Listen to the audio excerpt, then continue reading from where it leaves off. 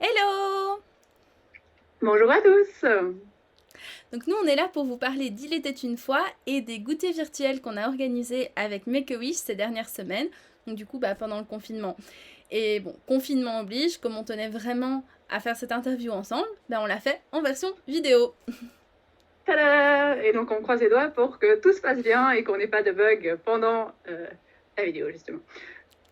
Et donc Make-A-Wish nous a donné une petite liste de questions pour nous aider. Oui, que j'ai ici. Et donc la première question, c'est pouvez-vous présenter l'équipe Il était une fois?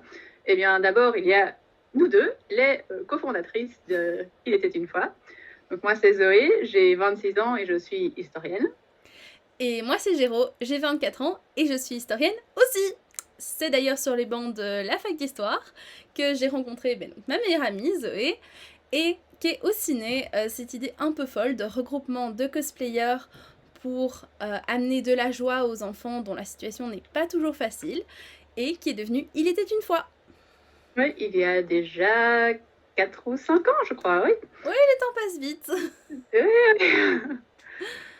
Après avoir participé à notre première convention déguisée, en tout cas en princesse et pirate, ou c'est ça. ouais, voilà, la Médinasia, où on a vu vraiment. Moi, je me souviens surtout de toutes les photos, des arrêts photos. Les Je ne arrêts pouvais plus photos, avancer. mais aussi tout le bonheur en fait qu'on apportait aux enfants. Oui, Et... oui, oui, et qui nous avait énormément touchés. tout à fait. Donc pour le reste de l'équipe, comme on est un regroupement de cosplayers, voilà, notre équipe change selon les événements. Mais selon la disponibilité de chacun. Oui. Mais on a, on va dire, un noyau, en tout cas pour nous aider, ça c'est certain, à monter, démonter les stands. Organiser des activités. Pour la couture oui. aussi. La couture, oui, oui, pas oublier la couture. Et donc là, forcément, on pense à Edouard, à Loïc et puis à ma maman aussi, Oui, qui nous aide énormément. Énormément, oui. Et puis sinon, au niveau des cosplayers, on va dire que ça change, mais on a certaines personnes qui reviennent régulièrement, comme par exemple Nicolas, Nilène, Cyrielle. Oui, Maude, Caroline, Anaëlle, Oui, ton papa. Cerise. Mon papa, effectivement. Oui, donc Cerise, je ne sais pas si on l'a bien entendu. Oui. Audrey aussi. Voilà. Et bien d'autres, par exemple les amis de nos amis. Oui, voilà, et d'autres amis qui nous aident, voilà. Selon les personnages voulus. Voilà. On peut passer à la question suivante, je crois. Oui. Comment avons-nous connu Make-A-Wish? Je crois qu'on avait déjà... Je ne sais pas comment j'en ai entendu parler, mais non, je connaissais déjà Make-A-Wish avant.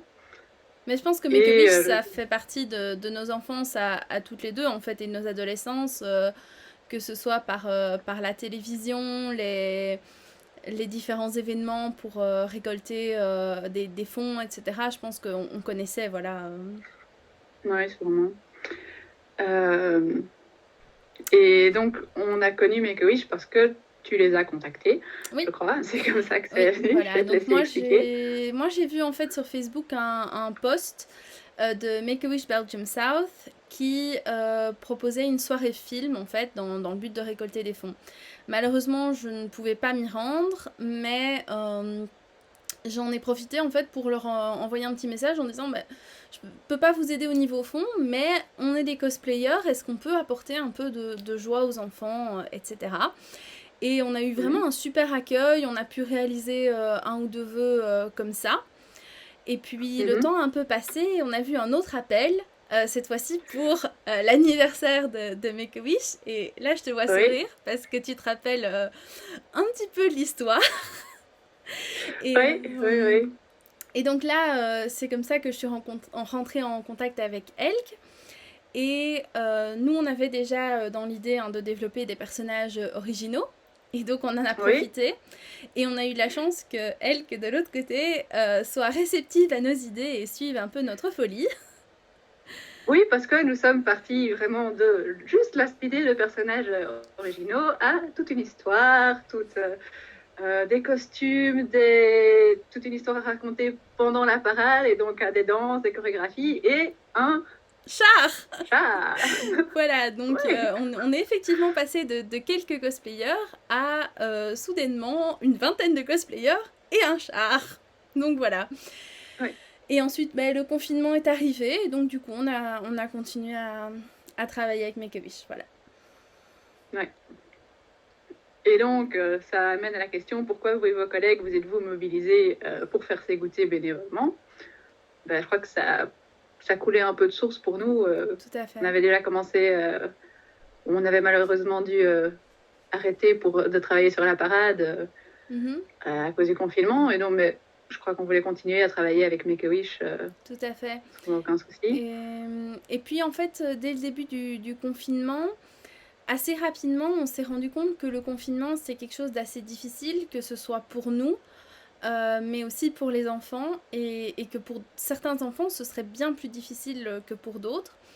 Et donc, on a eu l'idée, en fait, de faire des histoires qu'on racontait en ligne. Donc moi, très vite, dès le début du confinement, je pense autant pour apporter la joie aux enfants que pour m'aider moi aussi un petit peu à vivre ça. J'ai mis mon costume et j'ai commencé à raconter des histoires en ligne, en direct sur Facebook, voilà.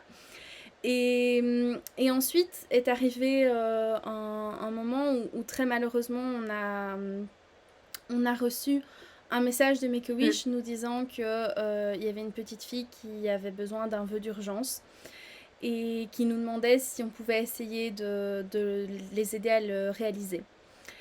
Et malgré toutes les mesures, évidemment, nous, on avait vraiment envie de réaliser ce vœu. Et donc, la solution qui s'est imposée, en fait, c'était un goûter en ligne. C'était un goûter virtuel. Et de là, on s'est dit, pourquoi ne pas faire ça pour d'autres enfants, parce qu'il y a d'autres enfants à qui ça pourrait apporter de la magie, à qui ça pourrait apporter un petit moment hors des questions de traitement, de ce genre de choses, mais aussi évidemment hors des questions du confinement. Et donc voilà, de là est née l'idée. Oui, donc ça a découlé sur plusieurs autres goûters. Et donc, qu'est-ce que cette expérience vous a apporté? Personnellement, je n'ai pas encore participé au goûter virtuel, mais j'ai participé à d'autres goûters avant le confinement. Et je crois que c'est une expérience inoubliable, tant pour nous que pour les enfants. C'est vraiment une expérience humaine très riche. Et voir l'apport que ça fait aux enfants, leurs étoiles dans les yeux, etc., c'est incroyable. Incroyable pour nous. Tout à fait. Et leur apporter vraiment ce moment dans un monde magique, en fait, où il n'y a que la magie qui existe, que justement cette interaction avec des personnages qu'ils aiment beaucoup, tout ça, oui. Et encore une fois, oui, comme tu disais, voir les étoiles dans leurs yeux, la magie, le sourire qu'on peut leur faire avoir aussi, c'est vraiment magique pour nous, en fait, de voir ça. Oui, et avoir vraiment l'espoir qu'on crée avec eux un souvenir inoubliable. Oui, et qu'on leur a apporté de la joie. Voilà. Voilà, coup, et donc dernière question, c'est le referiez-vous?